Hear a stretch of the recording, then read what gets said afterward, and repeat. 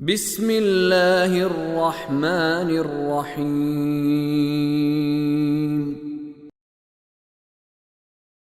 سيقول الذين أشركوا لو شاء الله ما أشركنا ولا آباؤنا ولا حرمنا من شيء كذلك كذب الذين من قبلهم حتى ذاقوا بأسنا قل هل عندكم من علم فتخرجوه لنا إن تتبعون إلا الظن وإن أنتم إلا تخرصون۔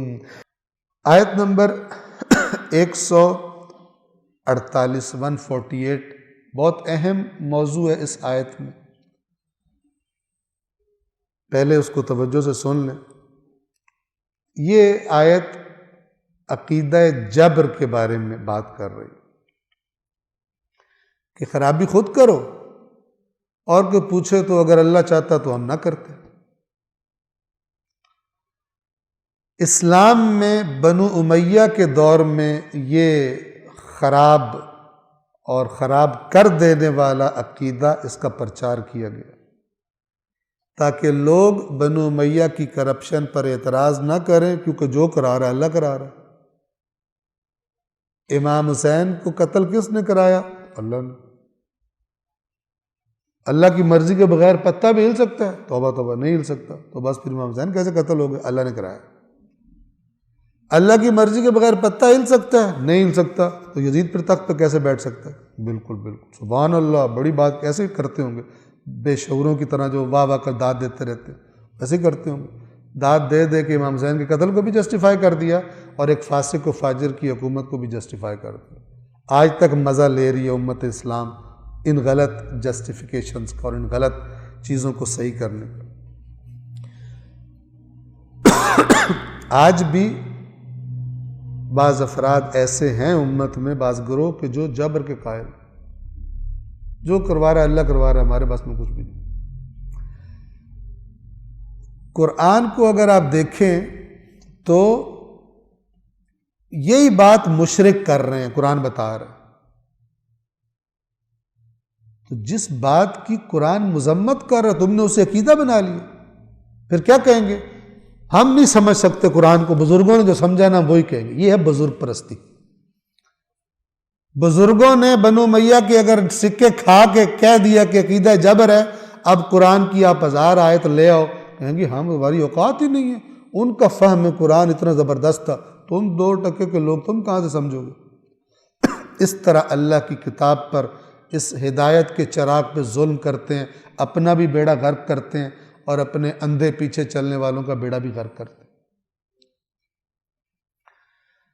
توجہ کیجیے، سَيَقُولُ الَّذِينَ أَشْرَكُوا، ان قریب وہ لوگ جنہوں نے شرک کیا ہے، جو مشرک ہیں، وہ کیا کہیں گے؟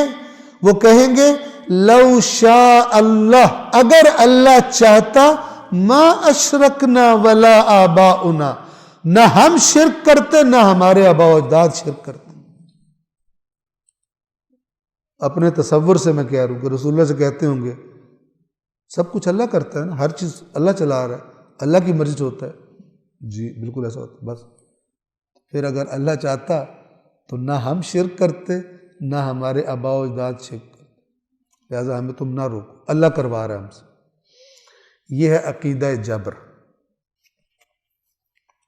اگلے بندے کو کنفیوز ہی کر دو۔ رسول اللہ تو نعوذ باللہ کنفیوز نہیں ہوں گے، لیکن پبلک ہو جاتی۔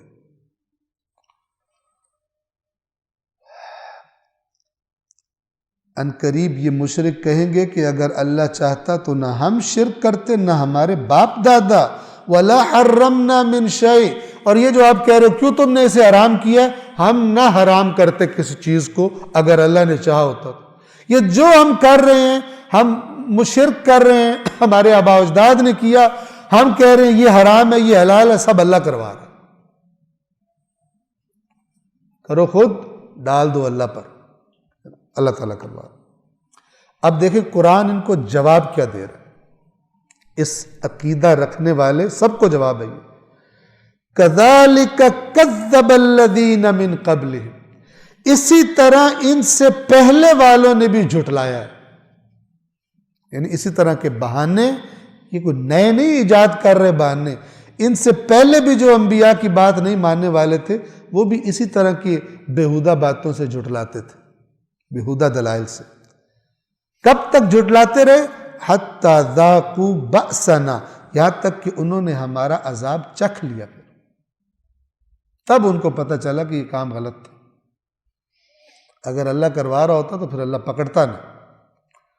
قل هل عندکم من علم فتخرجوه لنا، اے رسول کہیے کیا تمہارے پاس کوئی علم ہے جسے ہمارے سامنے نکال سکو، لا کے سامنے رکھو ہمارے، کہاں سے کہہ رہے ہو یہ اللہ کروا رہے شرک؟